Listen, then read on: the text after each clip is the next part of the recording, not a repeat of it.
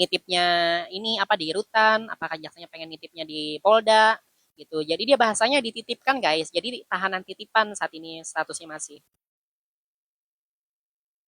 Udah bahas apa aja? Yang pasti bahas, ya udah pindah ke rutan Pondok Bambu.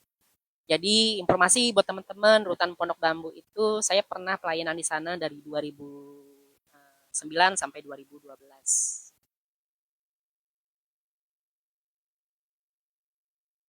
Bahas apa aja? Bahas ini masalah perubahan pasal.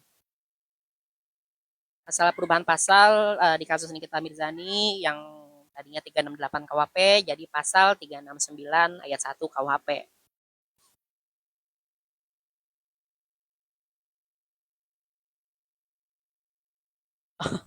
Tapi kenapa ada yang bawa senjata laras panjang? Ini apa? Jadi dia kontekstual ya. Apa itu SOP mungkin ya standar operasional dari PMJ kan apa PMJ dan Polres ya dia kan Polres Jakarta Selatan ya kalau si Padel ya. Jadi tentunya mungkin ada SOP internal yang lebih ketat mungkin ya kalau di PMJ gitu. Iya, betul. Cipinang mah Padel kemarin di Cipinang juga ya. Jaksel itu saya lupa ya Jaksel itu bukannya biasanya di Salemba ya, sekarang Cipinang ya. Biasa tuh urutan Salemba. Kalau nggak salah ya gitu.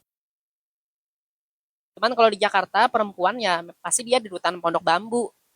Nanti nih apa bisa dia pindah nanti dioper entah di rutan lapas kelas satu perempuan Tangerang atau lapas anak lapas wanita Tangerang biasanya atau bisa ke daerah juga. Nah, bisa. Jadi dia akan dioper, you know, istilahnya itu dioper guys. Jadi dioper itu apa? Biasanya tuh nggak satu tersangka atau terdakwa gitu. Jadi dia beberapa orang biasanya. Betul, betul, betul, betul. Ada kemungkinan dia berbarengan dengan orang lain.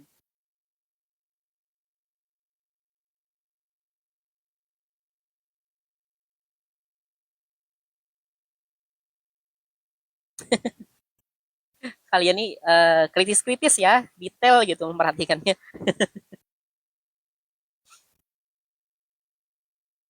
Tapi luar biasa ya.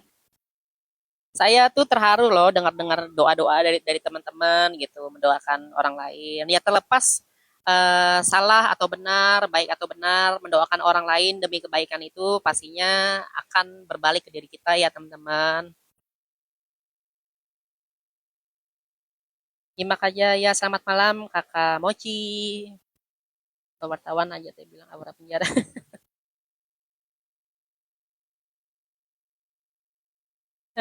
Sebenarnya asal sama-sama manusia bisa pegang hati.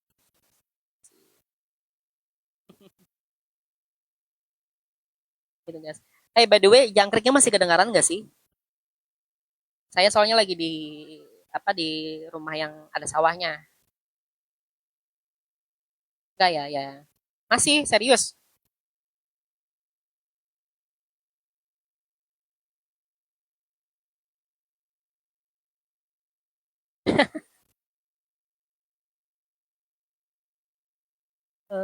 Berarti dia eh Widya dia headsetnya headset bagus tuh.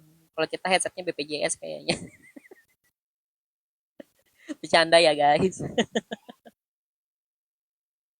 Kita baru gabungnya selamat datang kakak. Enggak ada pay letter.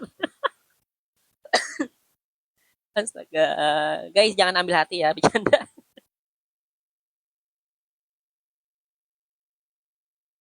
Kita tahu nggak info? Infonya 20 hari lagi guys. 20 hari. Kak katanya pasal pemerasan gugur ya. Nih teman-teman, teman-teman kalau saya jelasin jangan sentimen ya gitu. Jadi gini gini.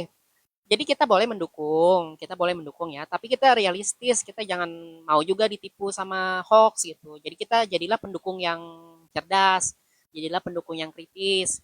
Nah, pasal pasal 368 itu memang secara konteks dia digantikan, hilang pasal 368 pemerasan dengan ancaman kekerasan. Tapi pasalnya digantikan dengan pasal 369 ayat 1 KUHP.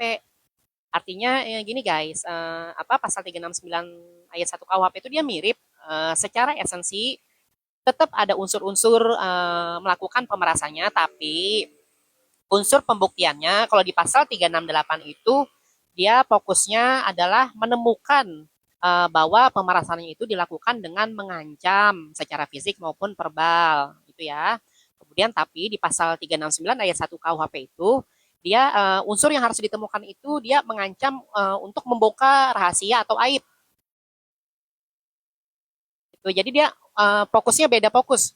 Jadi dia ancamannya kalau di 368 dicatat ya, 368 KUHP itu dia ancamannya untuk mengancam dengan kekerasan baik fisik maupun verbal. Tapi kalau di pasal 369 ayat 1 KUHP itu dia fokusnya mengancam mencemarkan nama baik. Kemudian membongkar rahasia ataupun membongkar aib. Tuh, ancamannya hukumannya juga berbeda. Ancaman hukumannya kalau 368 itu 9 tahun, tapi kalau 369 ayat 1 KUHP itu dia 4 tahun. So far kalau pasal yang lainnya tetap sama ya, ada Undang-Undang ITE juga dan TPPU. Bang, kalau pasal berlapis-lapis, misal satu pasal tidak memenuhi syarat, terus pasal yang bisa ya. Makanya gini, strategi dari penyidik guys dan jaksa itu jarang menetapkan satu pasal. Pasti dia ada pasal-pasal penyerta lah, ada junto lah, ada subsidiar lah, macam-macam dia penyebutannya, ada pasal primer, ada pasal subsidiar gitu. Jadi kenapa? Jadi setiap kasus itu jarang disangkakan atau didakwakan dengan satu pasal saja, karena ketika satu pasal itu tidak terpenuhi, maka bebaslah gitu, bebaslah orang yang didakwakan. Makanya dia ada pasal-pasal alternatif, ada pasal-pasal ini. Jadi misal pasal 27B ayat 2 Undang-Undang ITE itu tidak terpenuhi, dicarilah lagi nih yang di urutan kedua nih, pasal 369 ayat 1 KUHP-nya. Itu ya, tapi untuk TPPU dia berbeda.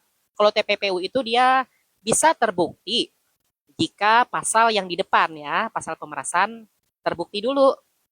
Gitu. Jadi kalau untuk membuktikan TPPU itu harus dibuktikan dulu tindak kejahatan utamanya. Ya, mengancam pakai bahasa kalbu. Bener guys. Pasal yang baru berapa tuh Bang? Pasal yang baru pasal 369 ayat 1 KUHP. Nah, itu benar tuh kalau kata si Kuki, bahasa sederhananya ya, bahasa kita ya. Bahasa kita kalau 368 itu dia mengancam pakai kekerasan, ya, bisa dipukul, bisa aja dimaki-maki. Apa secara psikis, tapi kalau pasal 369 itu ya gitu, dia pakai bahasa kalbu. Bercanda guys. Kalau pasal 369 itu dia membongkar rahasia atau membongkar aib. Jadi dia mengancam, nih gua bongkar nih rahasia lu nih. Kalau lu nggak ngasihin duit gitu loh bahasa ininya ibaratnya. Tapi tetap ya ancamannya itu harus relate, dia harus relevan, harus jelas, nggak boleh subjektif berdasarkan klaim sepihak, harus ada bukti ya yang harus diuji di pengadilan. Kenapa mobilnya disita? Nah, uh, kalau bahasa kaldu mah tadi gue makan ini kak, makan kaldu ayam ini ayam kaldu tadi apa tuh kayak khas daerah sini deh ayam kampung. Kenapa mobil disita? Tadi ya. Jadi ini menurut teman-teman di bawah tadi itu ada dua informasi yang kontradiktif ya. Jadi dari kepolisian katanya, ini kata teman-teman di bawah tadi, saya juga tadi melihat bahwa kepolisian mengatakan juga di saat diwawancara oleh wartawan mengatakan bahwa ada penyitaan satu unit mobil.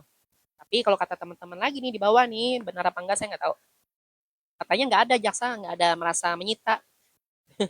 Nah, kalau di berita tadi saya baca berita ada satu unit expander warna putih yang digunakan untuk mengambil uang.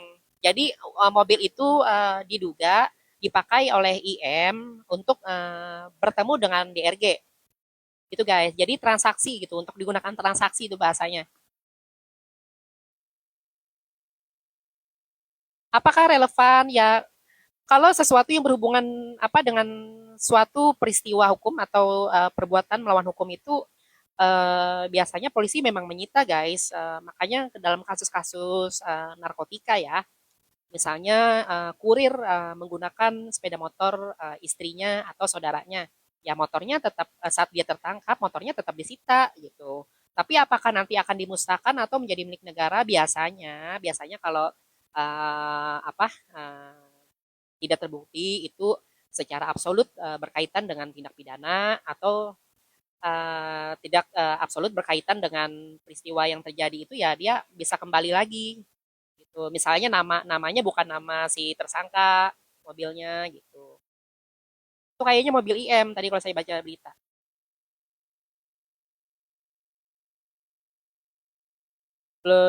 Ditut ya. Itu bos di ini guys tuh. Makasih abangku. Bos di Depok itu apa? Bos penjual arwana. Diantar di gimana disita. Just case yang diantar gimana disita. Kan tadi ini ada informasi diklarifikasi ya. Jadi yang kita bahas selama ini bahwa 3,4 miliar kurang lebih 3,4 miliar ditarik dijadikan barang bukti itu ternyata valid ya teman-teman, karena tadi kepolisian ini ya memberikan klarifikasi bahwa ada penarikan sejumlah uang kurang lebih 3,4 miliar untuk dijadikan barang bukti. Terima kasih Kakak Kamarila.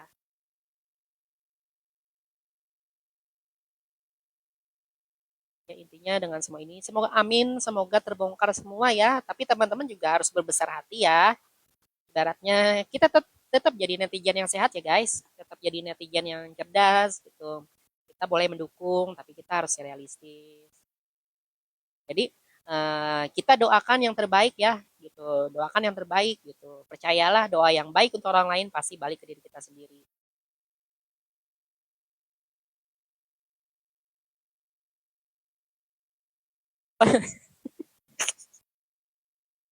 Peluang kayak berapa persen? Nah, kalau kemarin itu pasalnya 368 KUHP, saya meyakini peluang terbebasnya besar. Tapi ketika ternyata ada perubahan pasal, yaitu pasal utamanya pasal 27B ayat 2 Undang-Undang ITE dan pasal 369 KUHP, ya jadi gambling guys. Kalau menurut kacamata saya ya jadi 50-50.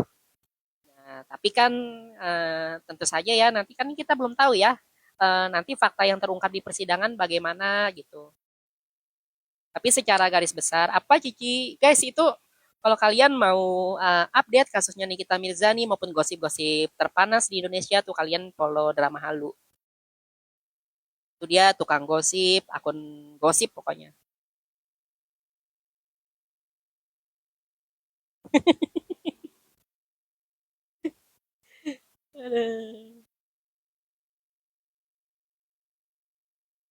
Gitu. Itu Bang Rapi tuh, kan kita pernah kan Bang waktu itu analisa kan pasal 27B sama 369. Benar kan yang disangkakan itu ternyata yang didakwakan. Tuh apa jadi pernah tuh saya sama Bang Rapi tuh analisa tuh teman-teman. Gitu. Jadi walaupun dia hatersnya Nikita Mirjani, beliau tetap mengatakan bahwa pasal 368 kemarin tuh asal tuh.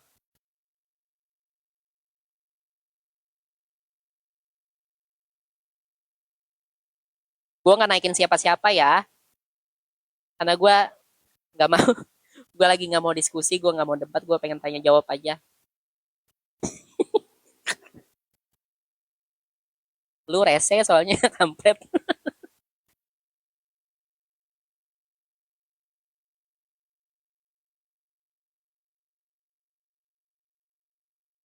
Aduh. Haters tukang pakai topi. Iya nggak naikin guys. Dia biar buka room sendiri.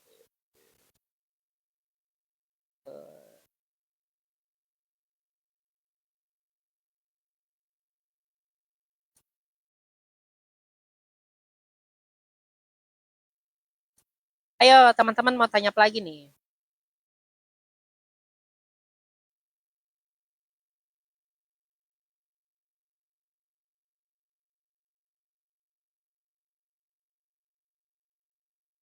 Nih kalian besok kira-kira korban apa nih? Kalau Bang Rapi dia korban perasaan dia. Enggak naikin.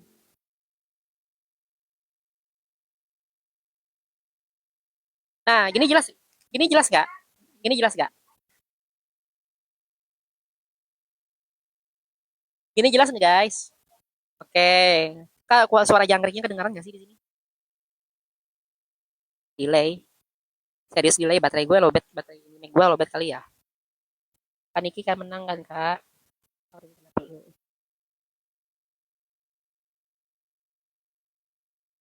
Hmm, gimana ya jawabnya ya? Nah tuh, komen lu ke filter kak. Apa apa sih nih aneh banget? Ini apa? TikTok ini lu nyuruh doain yang baik-baik aja pendukung NM di filter, gue bingung.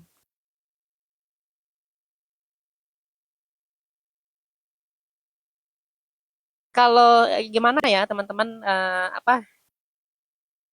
Karena ini kan belum sidang ya, jadi saya tuh belum untuk akses informasi yang lebih konkret tuh saya belum masih terbatas teman-teman. Jadi kalau seandainya kayak kemarin tuh waktu kasus Isa Zega sudah mulai-mulai pembuktian, kemudian mulai-mulai ancaman, apa sorry tuntutan. Nah, saya pernah kan bikin apa spekulasi tuh kemungkinan putusannya begini-begini. Saya bilang, ternyata kan mendekati ya, gitu. Jadi kalau sekarang nih saya masih anggapnya 50-50 gitu, karena keterbatasan informasi.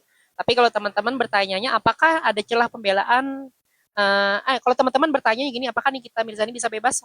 Semua kemungkinan bisa, teman-teman. Sebelum ada putusan pengadilan tuh bisa.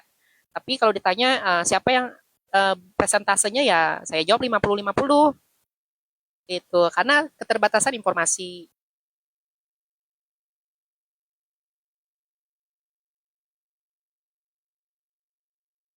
Banyak orang hukum masuk ke room rusuh karena rame apa.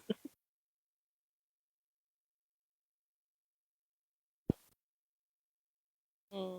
Jadi gini ya teman-teman, apa mana ya saya bahasanya nih ya, saya ini nggak mau ngecewain kalian gitu.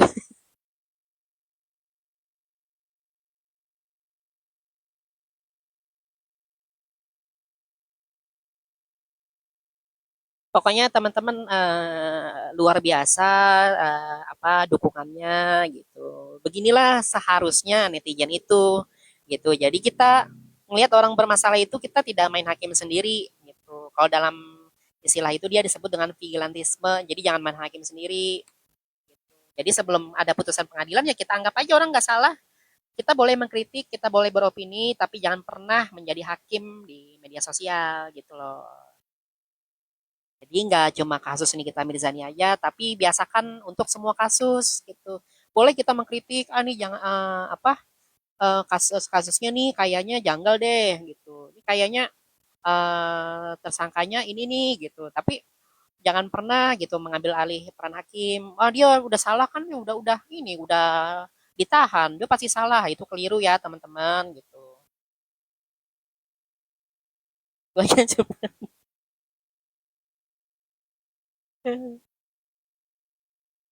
Jadi sebenarnya begini teman-teman gitu, apa prinsip yang betul.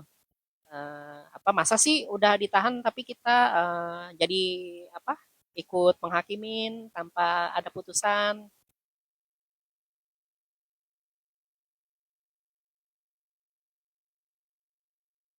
Kalau nggak salah nih kita pernah bebas nggak sih di pengadilan? Kasusnya ini ya dua kasus kalau nggak salah ya, kasusnya dengan Pak Dipo dengan Pak Dito ya teman-teman. Jadi bebas.